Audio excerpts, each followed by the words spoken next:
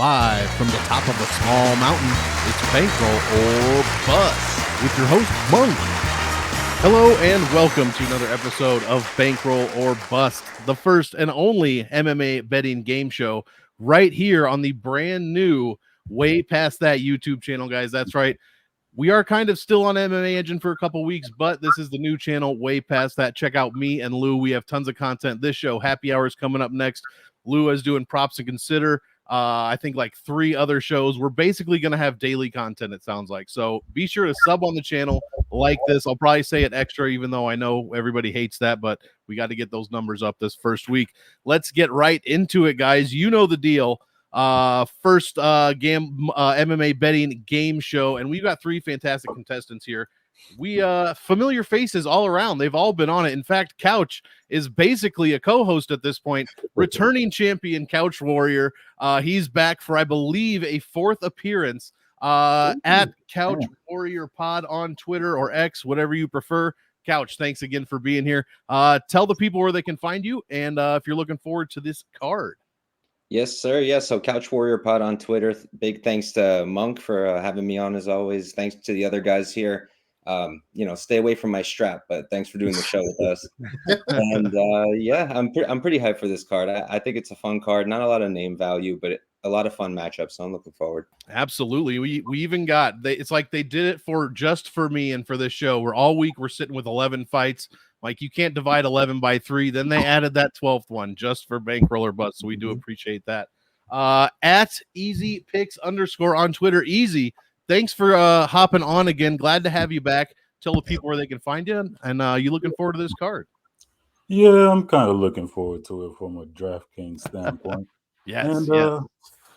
Wasn't planning on betting on it, but I might as well get a couple picks out there.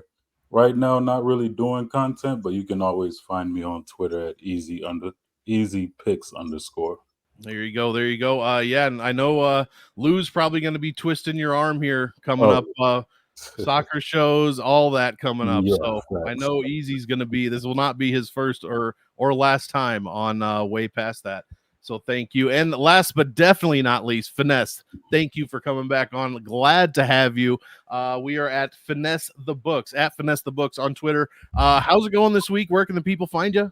How do you like this? I'm good. Yeah, like you said, that's my Twitter right there. I appreciate you having me back after a despicable performance my first time. So I'm back. I got to rebound somehow. So I'm coming for everything that Mike has worked for. And we'll see what happens. But yeah, love the show. Like I said, you put a lot of hard work behind the scenes. So we appreciate you. Thank you for having me. And yeah, let's rumble, bro. Let's do it. I mean, what a great segue. Let's get right into it. You guys know the deal.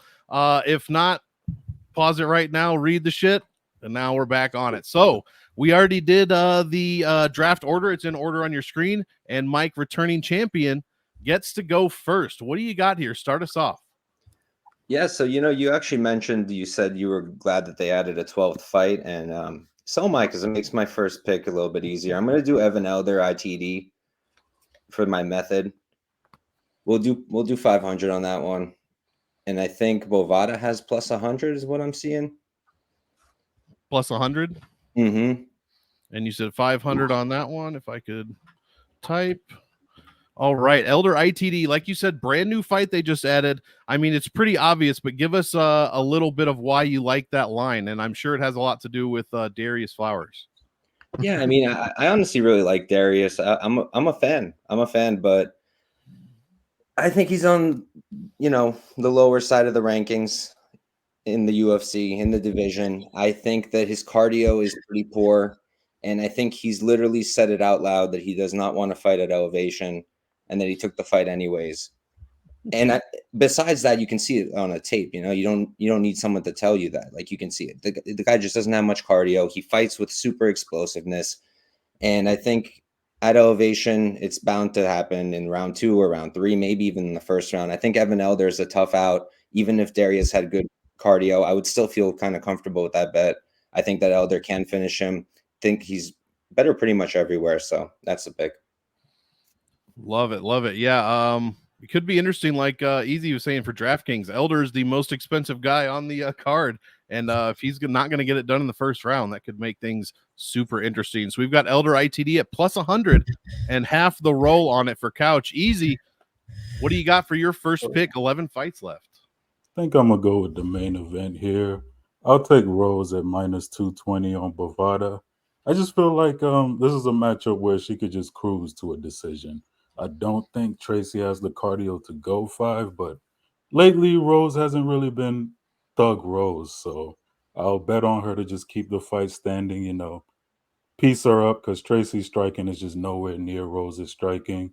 I do think if Tracy gets her down, Rose is pretty good at getting right back up, and Rose might land some takedowns of her own too, because Tracy's takedown defense has been a little spotty lately. So I'll take 500 for Rose Namajunas at 22. I can't talk. You can get minus 220 200 on Yeah, online. Oh, 200, perfect. Minus 200. And you said how much on it? Sorry. 500. 500 there on the Rose line. I love that. I like Cortez as well. I think that's a great fight to stack for DraftKings, but I just think Rose is just maybe a little better. We'll see. Could be pleasantly surprised there. Finesse, we are to you. You've got 2 picks in a row. What are you going to go with? Oh, fuck. I don't even remember that. So, yeah, right at the gate, as I expected, that was the fight I was going to go to. So, we're going to pivot. I'm also going to go kind of chalky. My little odd shopper thing isn't working. So, if you guys can help me out with that, I appreciate it. We're just going to go Joshua Van money line. I'm not going to fuck around. I want W's. So, we're just going to go money line. I'm seeing minus 238 on DraftKings, but I haven't shopped around, like I said. I see minus 220 on SX Bet. I don't know what that is, but we'll take it. We'll take it. Yeah, it's same. I like Van and I like C-Rod, and it's the same cap for both guys. Really, I think both guys are or have the potential to be special. I bet on Van all 3 UFC fights. I don't see a reason to jump off the train now, especially in this matchup. Best thing Charles Johnson does is kind of remain in fights, use the veteran instinct, remain in fights, wait till guys gas, and then if you're not UFC level, he'll get you out of there. He'll win fights, which we've kind of seen him have a little bit of a resurgence, but Van just has so many advantages. The striking, I think, is elite. Striking defense could be a bit of a problem, but as the fight goes longer, I think usually the defense gets slightly better. 2 things I worry about with Van: his size and the fact that he starts slow. The size, I don't think will be an issue in this matchup. Charles Johnson just fought a really small guy, I think in Asud or Azad, one of those guys. Another small guy. Van has had no issue closing distance in any of his fights.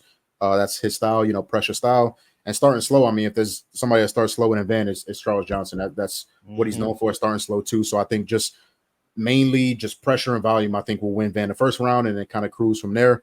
I think this line is a gift. I respect CJ, but I don't like a lot about his game. So I think Van has him covered almost everywhere. Another stepping stone in a career for him to what I expect to be, a top 10 guy. So I'm gonna just take Van by Van money line, go a little juicy. Let's do 500. Let's do it. I like that a lot. And most interesting to me is Van's been winning, but the level of competition not quite. It's good for it's prospect level. So this is definitely a little bit of a step up. So I'm very interested to see how he handles it. But I agree, though. I'm looking forward to seeing how he looks in a possible win here going forward. And all right, 500 on that at minus 220. You got another pick. Money line is gone. Fuck. Okay. So let's get a little bit of a spicy one out the way. We're gonna do time prop.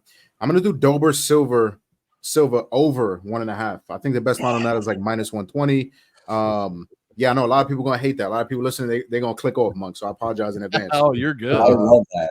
But yeah, there we go. Over 1.5. First of all, very contrarian, right? Obviously, you see 2 big punchers. You see what Silva just did a couple of weeks ago, and it's like, holy shit, 2 guys that are capable of murder going at each other. Over seem a little crazy, but obviously both of these guys are tough as hell. We've seen John Silva eat big shots. Drew Dober, I mean, everybody knows about his chin.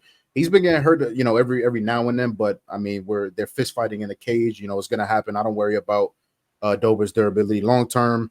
And I think this fight could play out a little slow. We've seen John Silva style. I don't think we've seen everything he has to offer, but kind of patient. He's going to move forward. He's going to pressure, but kind of patient with his strikes.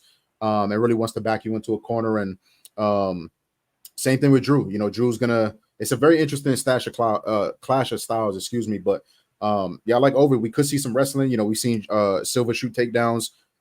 You know, not at all what these guys want to do. But again, it's a fist fight. Anything can happen. Maybe we get a little bit of cage pushing. But yeah, I think these guys, even if it's straight swinging and banging for 15 minutes, I think these guys are tough enough to duke it out and go to war. And maybe even slightly cover the 1.5. Maybe it's late second round, but I think this fight has sneaky potential to go over 15. So I like over 1.5 minus 120. Let's go 120. Love it. My Omaha guy, Drew Dober. This is probably one of my favorite fights on the card, man. I mean, everybody, how do you not like Drew Dober? Plus the fighting nerds, those guys are on an absolute fucking run right now between Bahayo, Hoofy, Silva, somebody else that I'm forgetting. But yeah, it's kind of nuts. That's going to be a great fight. So there we go. You got half of your picks in. Easy. Back to you. What are you looking at here? So you might go a little crazy for this one. So let's go to the wild card. Let's do it. I got Losa plus 900 to knock out Bonfim. I just feel like that plus 900 number on Bovada looks real interesting for a guy that we've seen, you know, kind of slow down. Of course, it was Nicholas Dalby. You know, he can tend to do that to guys, but I just feel like at elevation plus 900, I just got to take that shot because he's going to whoop Angelusa's ass in the first round. Might even be a 10-8. But as long as Angelusa can survive that round 2 and 3, he could get it done on the feet. Or, you know, when guys get exhausted, he could just land on top of them. You know, easy takedown, ground and pound, TKO. As long as it's not Herb Dean or, you know, Mark Smith or somebody. Which it is. So I like Angelosa a lot at plus 900 for a wild card. And I'll put $100 on it. 100 on Losa KO plus 900. Yeah, the opening 3 fights to this main event are fantastic, or to this main card are absolutely fantastic. Oh, yeah. That one's a banger for sure. All right, Couch. You've got your method prop gone and 7 fights to choose from. 2 fights to pick. All right, so let me do math in my head real quick because I'm very poor at math. It's the best part of this whole show, watching Really, people do really math. bad at it. Monk just probably likes watching people squirm, like to, you know, have to adjust and make, you know, oh, you took my fight. Then I always download. I'm like, I could edit this out. I'm like, nah, I'm not gonna edit. I'm not editing shit. Finesse took 2 of my fights in a row. Yeah, he's scrambling. I wanted that CJ sub so bad, but all right. Okay, let's do Brundage Alhassan under 1.5, and we can do that for. I'm too tired to do math. Let's do 250. What's the line on that? Let me tell you. Best I'm seeing is minus 150. That sounds about right. Brundage Alhassan under 1.5 minus 150, 250 on that. I mean, we all kind of know, but tell us why you like that one, why that's sticking out to you. Yeah, I mean, anyone who knows me knows I absolutely hate under 1.5. So I feel like they're the worst. 7.5 minutes, like it's just so stressful. But with these 2 guys, it's not asking a lot for an early finish. Brundage, I mean, both guys have terrible gas tanks, but Brundage is terrible defensively, powerful early, big wrestling edge, which he's probably going to use, but that's just going to exhaust himself even faster. Alhassan, big power, can knock out anybody, certainly can knock out Brundage. I think he's got good get-ups too, so I think he's going to get up. Brundage is going to tire. I think it's probably Alhassan who gets the finish, but I think either can. So let's go with that under 1.5. Love it, love it. And a little teaser. Hopefully, if Lou can pull the right strings, we might have a 3rd guy on to talk about his fight during happy hour. And it's not going to be unfortunate. We don't know Abdul Razak Alhassan. It's Cody Brundage. Lou knows Cody Brundage. So hopefully that could happen. So be sure to tune in for that. And all right, 6 fights off the board, 6 left. Couch, turn the corner here. What do you got? 3rd pick. We got the wild card and the money line. I'm on and all 250 left. Yeah, I'm on all underdogs this week. So it's like nice. Yeah, a lot of them. We were talking before the show. A lot of potential dogs barking this week for sure. You know what? Let's do 200 on Blackshaw. Let's do Klein. Screw it. Let's do Klein. Klein 200. What do you see on that for a line?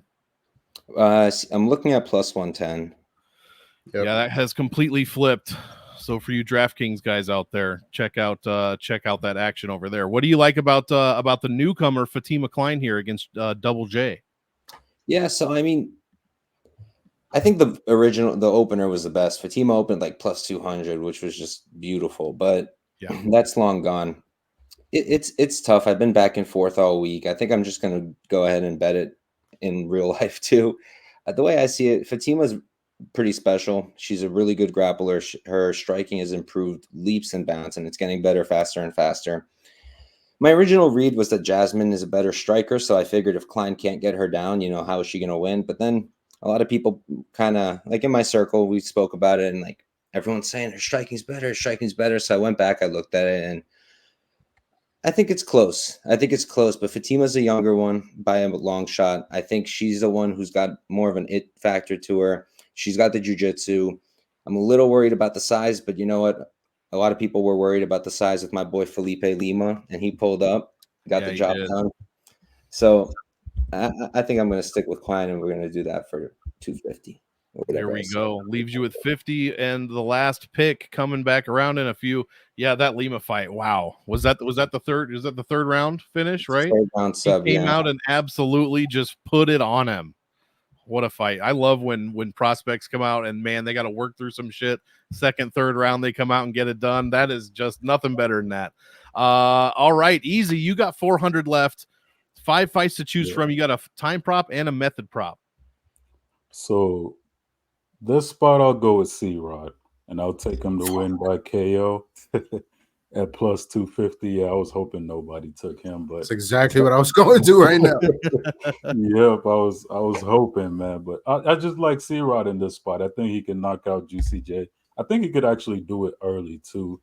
Like I think his striking. I mean, it might be competitive on the striking edge of things, and I just really like him here in this spot. I do have to do more research here, but I bet C-Rod in every single fight. And I always like to live bet him, so I'm going to just keep the train going here.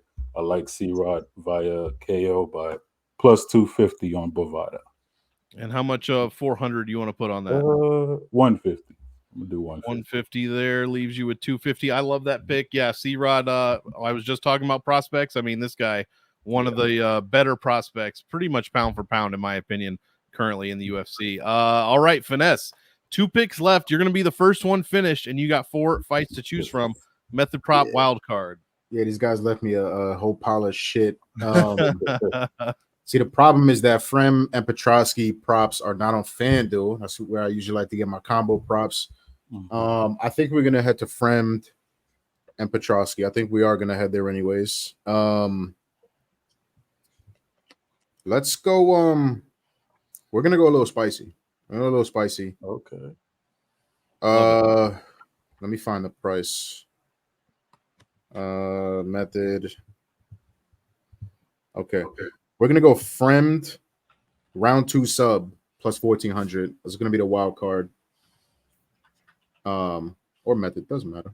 But yeah, I mean, I like Fremd in general in this spot. Petroski was a guy that I liked a couple of fights ago coming into the UFC.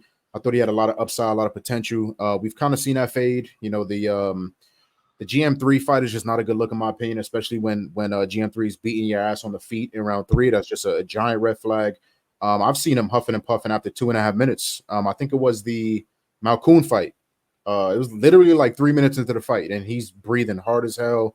So in Denver, I expect that obviously to be accentuated. I just don't, he gets gassed in a weird way, right? He's not all sweaty and all of that stuff. It just looks like those muscles kind of fill up with blood, and he just gets real heavy, extremely slow. Movement lags, striking defense lags when he gets tired.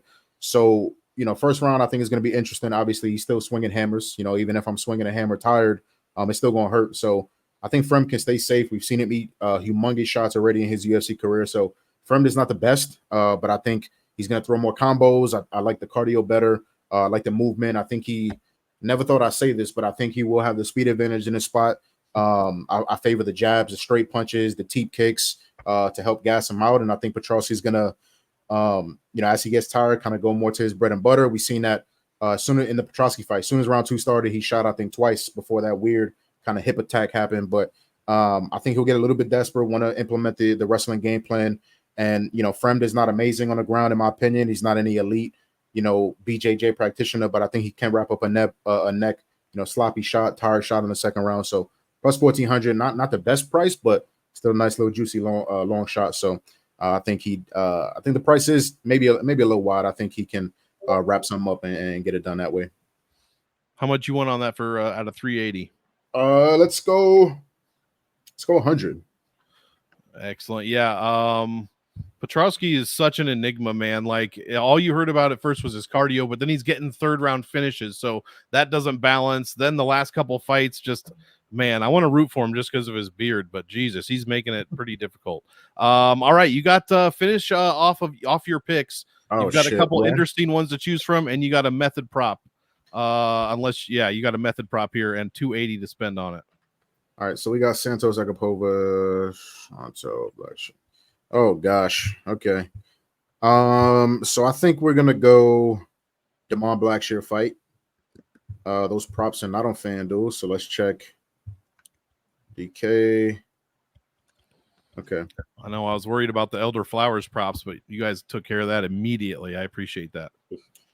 Let's go Blackshaw by decision. I think this is one of the possibly the closest fight, in my opinion, just how would it play out on the card. Amazing fight. Both guys have elite skills, in my opinion. I don't think we've seen either guy kind of put together complete performances. Montel, I think the biggest part for him, I don't know if it's mental or whatever, but I like everything I see, the technique, the striking defense, the wrestling, the grappling. Sometimes he's not as active as you want a guy to be, and that can definitely cost you fights, especially with a guy like Blackshaw. So, Blackshaw striking has been improving, obviously elite, at least offensively on the ground. I think this is going to be a great fight. I think it does go to decision, but I slightly favor the dog in this fight. I just like a little bit more the consistency we've seen from Blackshaw as opposed to some of the.